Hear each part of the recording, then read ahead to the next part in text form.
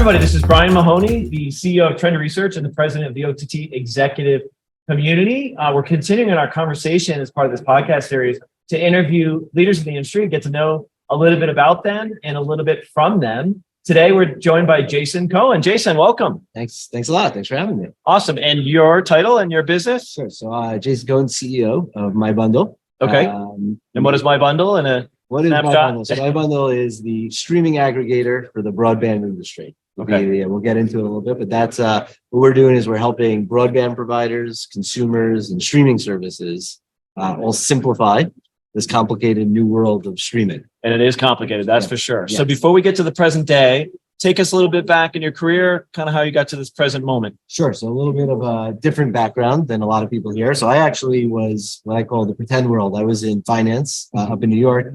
Oh, there's nothing wrong with finance. My son's a finance guy. You know, I loved it, but very different. And I'll tell you what I mean. But I was a hedge fund portfolio manager, investing in media and telecom stocks, public equities.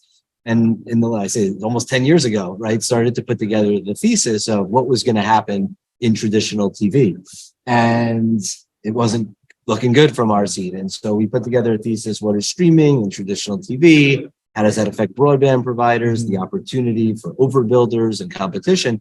And I was sitting at my desk, we were investing on this thesis, and you roll forward into 2017, 2018, and it was happening, right? Everything we thought was happening. And then 2018, I'd sit at my desk listening to earnings calls saying, why aren't there companies out there simplifying this? Because this is complicated.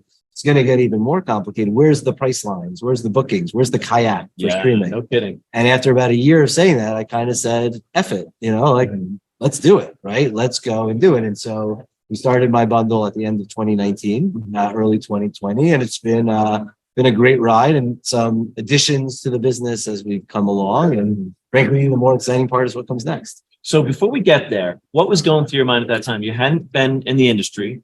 You understood the challenge, I think, rightly so, and you threw yourself into it. Like, were you a little nervous about that? No, you know what? It was, very happy. I was very happy in the old world. So I wasn't looking to leave the finance world, but there was just something. I invested in airlines and home builders and oil and gas companies also. I never wanted to do any of that. This was like, I thought I had a unique a unique view of broadband streaming from 30,000 feet up. Never operated anything before. So that was a little interesting. Like, how is this going to work? What's this going to do? I actually started the company with my brother, who's been building websites and web development for his career. So he knew the digital world already. So he knew the tech stuff. I was not anything more than your average 34-year-old in terms of tech savviness. But he did. And so coming together, he didn't know anything about media or broadband or anything. So it's been fantastic working with my brother. In a way that kind of helps you, because getting into this a little bit, but like the MyBundle story is about making it easier for the consumer to make choices, right? Yeah, so you almost had to take that view, not like the outside in, right? So I think the way we look at it is it's about the consumer, but it's not burn the house down to help the consumer. Right. We also view streaming services and broadband providers as stakeholders. Again, our view is that this is not a one versus the other. There's actually, there are some losers in the ecosystem as this transition obviously happens. Business models are less profitable than they otherwise were in the old world. But this isn't consumer or streaming service or consumer or broadband provider. Everything we do is about creating win-win-wins. And the view when we started MyBundle and what we believe still very much true is today, if we can add value to the lives of consumers, our broadband partners, and our streaming services, there will be leftover value for us. We come last, but there is leftover value. So it's not an us versus them. It's kind of like you're going to do, I think kayak is a great example, right? You're going to take some of those bottlenecks out, the complexity out, and make it, more streamlined, right? Exactly. Okay. Exactly. Listen, I would say the set-top box manufacturers might not like me, right? I get that, right? We think that's going away, right? But they think that too, right? And so now, not the manufacturers, their customers are going to connect to TV. So exactly. So that's what's changed over the last 3 years. When you think back to MyBundle, when we started, the idea was to be a direct-to-consumer offering. You go to MyBundle, we help you cut the cord. What channels do you want? Where do you live? Tell us about yourself. You should get this service. You should get around live TV. It's called our Find My Bundle tool. So it's a tool to help you shave the cord. Since then, we've added a whole bunch more of the marketplace. We get into TV shows and movies, and you can build a watch list and keep track of your shows and movies, all that stuff. But 2 or 3 months after launching, we actually had a cable provider come to us and say, hey, we saw your tools. We would love to use them. And we're like, well, that's interesting, right? Because we always thought, hey, we'll help you cut the cord. When you're cutting the video from Comcast, you're probably also in the market for a new internet provider. Why not? We could generate leads for internet providers. Right. This flipped it around a little bit, and what it's become, we started with 1. We're up to now 168 broadband cable providers. That's awesome. Yeah, who are using our tools. And what we do is all the tools that we build, we co-brand them for our broadband partners. And so now they can offer our solutions to their customers. And I use the word co-branding because it's not a generic white label. Many times it's, hey, we know streaming is complicated, so we partnered with MyBundle to help you figure it out. So what exactly is MyBundle? Like, what is it? So the first tool, so the first tool is the Find MyBundle tool, which is answer some questions, tell us what channels you want. We will say, you should get YouTube TV, and you should get Sling Blue with the news package, and you should get Friendly and Hulu, and whatever. How do I cut the cord from traditional video and still get the live TV channels I want? Smaller bundles, save money. So it's a recommendation. It's exactly what it is. But you still have to do the work to then sign up, right? So great question. So when you get to the end, we say you should get Hulu Live. Click the button, go to Hulu, sign up for Hulu. Part of what we're building right now, and we've integrated with Sling, is if we say Sling is the best solution for you, and you click the Sling button, we don't send you to Sling. You actually can buy Sling directly from MyBundle. Oh, interesting. And that is the reason why that was always the view from day one is, where is streaming heading? Aggregation. So you become a super aggregator, really. That is what we're, right? And the software, we're device agnostic. You buy and manage your streaming services through us. We help you find TV shows and movies across your streaming services. But really the phone is that central kind of command center, if you will. It's a software layer, as opposed to where do I consume it? So we think consumption, the TV guys do a great job of consumption, and they're doing a better job of discovery, but we very strongly believe that we're nowhere near as an ecosystem like how we started. Everyone's got a smart TV or a device, but everyone still has those same complaints. And so by building new tools and new technology that, again, the broadband providers act as sort of our distribution, we are able to now bring this in. So I'll give you one quick example of something called Streaming Choice. Streaming Choice, we built a virtual credit card platform that sits on top of our marketplace and on top of our TV show and movie guide. And so now with the Streaming Choice program, our broadband providers can give away services or streaming credits or sell credits. And now the consumer actually has a way to now go buy and bundle their streaming services even before we get all the integrations done. But that is where we're heading, is getting integrations with all the streaming services so that we can just make the experience, we can solve problems. How do we solve problems and make that consumer experience as frictionless as possible is really the goal. So let me tell you a challenge just in my household. You can tell me if you're already addressing this or if this is an opportunity. So we have Comcast in our house. We have every app, right? So there's always a challenge between, do we launch the app on the connected TV? Do we use the voice remote for our Comcast? When we do that, it'll show us what's on Peacock. It'll show us what's on Comcast. It'll show us what's on demand. And then it sort of sometimes suggests these other apps. I never really know if that's a comprehensive list of options for me. I don't know. And there's still always that challenge where suddenly I'm watching something that I get for free on Prime. Right. And I just didn't know it. Right. Can you guys fix that problem? Yeah. Well, so yes, with your phone. Okay. Today. So what does that mean? That means that right now you could today go to mybundle.tv. Even without our broadband provider. So we have our broadband business and our direct-to-consumer site. You can go to MyBundle, create a free profile, tell us what apps you have. You don't have to buy anything from us, right? You tell us what apps you have. And now we're showing you all the shows and movies on those apps you can search by category, by genre. That's what I call browse. So I make a distinction between search and browse. Okay. Searching is, I know what I want to watch. Where can I find it? Give it to me. Browsing is like, I'm not sure what I want to watch. So I believe that the TVs have done a good job on search. You use an example where maybe not because there's conflicts and Or maybe you're a partner. Maybe there's technology that you can help. There's definitely so I think browsing. I think the TV will never be as good of a place to browse. So that's what you think as your phone is. Okay. And whether it's your phone while you're sitting on the couch or right now, like if I said to you, "Have you watched Citadel?" Right, and you might say, "Have you watched Citadel?" No. And you say like, I'd be like, "Hey, you should watch Citadel." And you say, "Okay, well, what service it's on?" I'd say it's on Prime, right? You have to remember the name of the show. You have to remember the name of the service. Like you're not in front of your TV when we're talking about TV. You'll forget. Yeah. So the idea is again, this experience that we are still built, like we have it today, and we're constantly iterating on it. That's where we think there's a massive opportunity to help the consumer say like, "Oh, you know what? Take out your phone, you search Citadel, add it to your watch list, done." And now you get into that discovery. And then going back to just adding to the third stakeholder that we didn't really talk about is the streaming service, right? Streaming services today, it's not 2019 anymore. It's not 2020 where we're all stuck at home and everyone's, how many streaming services can I get? Yeah. And profitability matters and churn matters and SAC cost matters. And so we've built the platform is also about helping the streaming services, not just sign up customers, then I don't care. We're partners. Like we don't want to just sign you up for Paramount Plus. We want to say, hey, you sign up for Paramount Plus, we're going to help you find shows and movies on Paramount Plus. Going, right. And so, because if you have 5 streaming services and you never go to Paramount Plus, let's say that's your 4th service that you win, like, what should I watch? You go to Netflix, you go to Amazon, then you get bored and you take out a book, right? Because it's too hard to find something.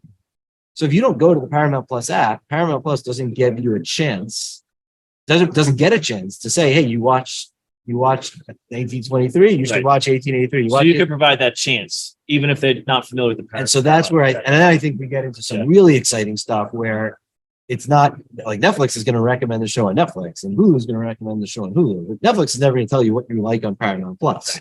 But when you aggregate this, again, we're not looking to cut out the streaming service. This is like you're watching it on Paramount Plus, you're watching it on Netflix, but the idea of discovery and recommendations, we think it's the 2nd or 3rd inning of this. And you know when it's going to be solved? When we asked 80 people, everybody who walks by, hey, are you comfortable with the streaming ecosystem?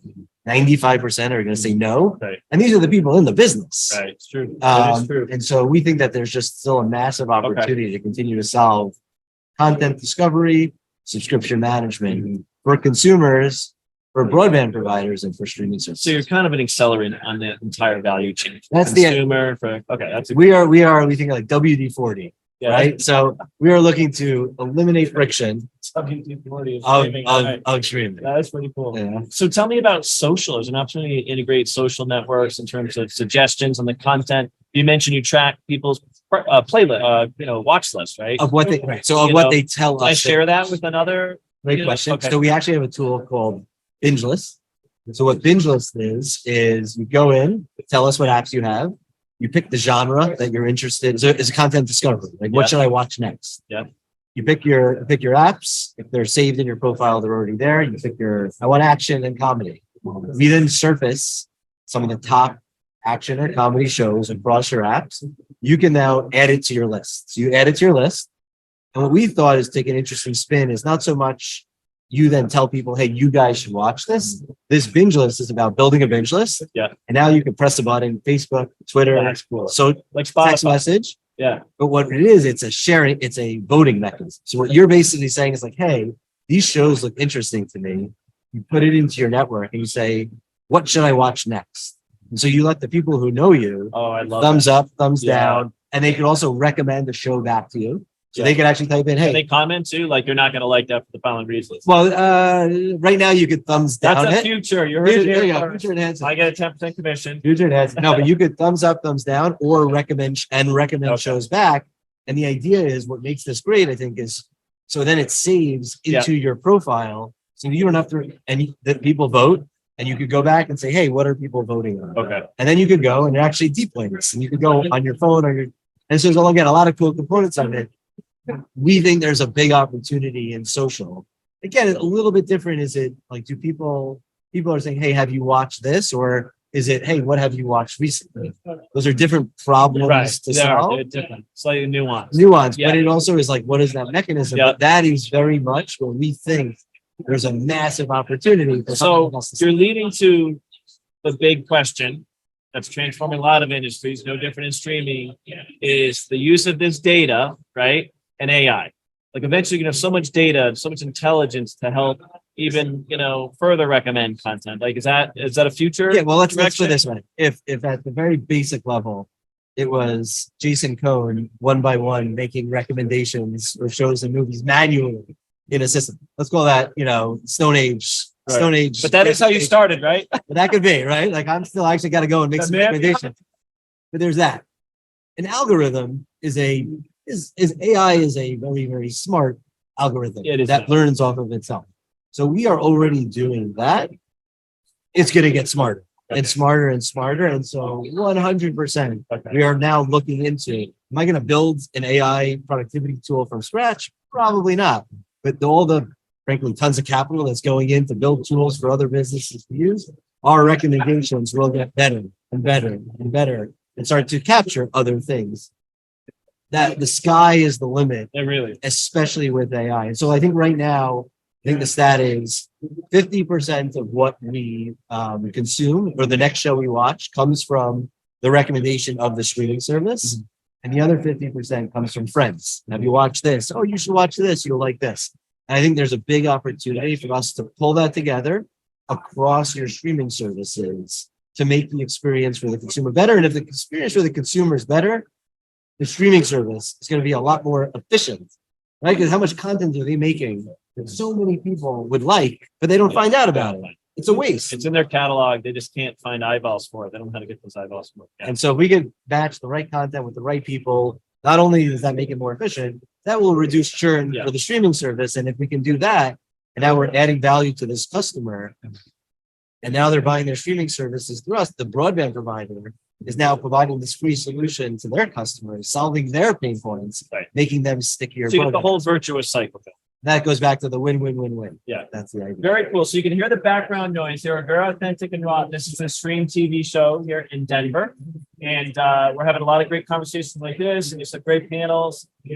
What have you learned from the stream TV show? Anything jump out at you this week? It's been great. I mean, so far, so I got in this morning, really. So I've quite a few panels, had a bunch of meetings, which is always great. Great conference to network, right, and to meet people you've been talking to on Zoom for the last 6 months, year, 2 years. I think the OEMs, I think that this conference has certainly moved more to fast, right? Fast. And I do think, frankly, right, some of these, the TV, I was in the CTV panel, and I think the industry needs to be a little bit careful about not choosing a limited amount of partners. I mean, you had David Zaslav, just to kind of bring this in, a couple of weeks ago at a conference, said that the ecosystem's a mess. Famously, the ecosystem's a mess. Either we need to do something about this or Megatech's going to do it to us. Our answer is there's a third option. It's called mini tech, right? They have nothing to fear. So excuse me about MyBundle. The other big guys, Fire TV, Google, Apple, got to work with them. But you really want to put all your eggs in that basket. I think what we're seeing here is the different pieces of the puzzle coming together.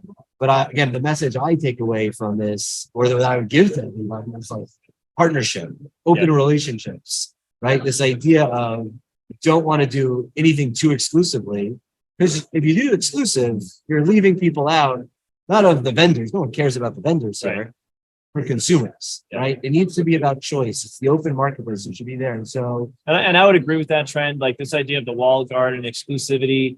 Yeah, you're going to have those, tentpole content, the sort of brands that you want to keep inside the wall. But for the most part, consumers just want to find it somewhere. And if there's multiple paths to monetize that, then so be it, right? Would you agree with that? I would agree with that. I think the key is for the gatekeepers. Again, if there's the TV companies, the OEMs, right? They're gatekeepers, but it's a $30 dongle to go around it, which is why I'm so excited about this ecosystem. Because no matter what the TV guys do, if they if anybody tries to get too big for their britches, then there's ways around it, right? And it's not illegal. It's let me buy a Roku for $30 or a Fire TV for $40 or another dongle, right? These are very cheap. If on my phone, Google Maps stopped working because Apple and Google got into a fight, am I gonna go buy another phone? I don't know. Google Maps works better than Apple Maps, maybe, right? But you can get But an if- app 5 minutes later. But right? if one of my 10th, 15th app like disappears, like if Expedia stopped working on my phone, I'm not gonna go get another phone. I'll just use Booking, right? Right. So I think that there's an idea of like, what's the cost of transitioning to another device? I think having the dongle ecosystem is very, it's an honest, it keeps everybody honest a Yeah. little bit. And so I think that like as the TV OEMs more and more drive revenue from their own fast, the right business decision is to put people in their fast, not in an SVOD. And so the discovery engine, I actually think I'm excited about it, but the TV as a discovery engine is only going to become worse, not because of technology, but because of the rational business decisions. If I watch a minute of my own fast, I make money. If the person's watching a minute of an SVOD ad, I make zero. Right. And I'm the one who gets to push people, I being the TV OEM. Right. So I think again, Because you control that real estate. You control where the apps are. exactly. And so launch there's a date. and then if you're, again, I'm not to pick on anybody, but if you're Amazon, you got Prime Video, right? And so do you want people to watch Prime Video or do you want to watch people all the other apps? And now I've got Freeview and I've got Freeview Originals and cool. So I think that again, as a discovery mechanism, the demand for this third party MyBundle or others, right? Multiple, big place. Many people could be in this. It's not a winner take all type market. And so there's a nice opportunity there. And so I think again, meeting at this conference, I'm excited by the openness of people like to think like, hey, who can we work with and how can we further our business and how does this work? So I think people are taking the right approach there. Yeah. Well, that's fantastic. Congrats to all your success. I can't believe it's only been a few short years. You've made a lot of progress in the industry. One of the things we like to do in these podcasts is sort of personalize some of the luminaries in the industry, get to know a little bit about them. Is there a hobby, an interest, or something you can share with our audience? Yeah, again, fun fact, I moved down from New York to Florida about 3 or 4 months before COVID. Okay. I was never good at it, but I played golf when I could up in New York. Yeah. Since I've lived in Florida, I've played 3 rounds of golf. Okay. So I moved to Florida to be able to play You're not golf. doing it right. You asked me at the beginning, how was it jumping in? I knew it was going to be busy. I was excited for busy, but there's too much to do to go. There'll be time for golf is my attitude. But at my desk, I look out the window and I see 40 palm trees. And so I don't get to enjoy the golf outside. I at least am a very happy Floridian. And so, playing, if I'm not working, I'm playing with my kids. I got a 6-year-old and a 3-year-old. Oh, that's fun. They're the world. And so, it's been really great. I got my 6-year-old daughter, my 3-year-old son, and my 3.5-year-old company, MyBundle. Yeah. And all your babies, all right? my babies. All your So- babies. so That's a good answer.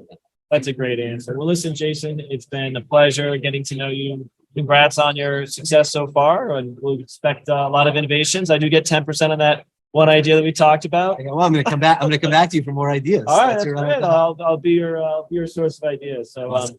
appreciate Thank you your very time. much. This is Brian Mahoney from OTT Executive Podcast here from the Stream TV show in Denver. Signing off, everybody. Have a great day. Thanks a lot.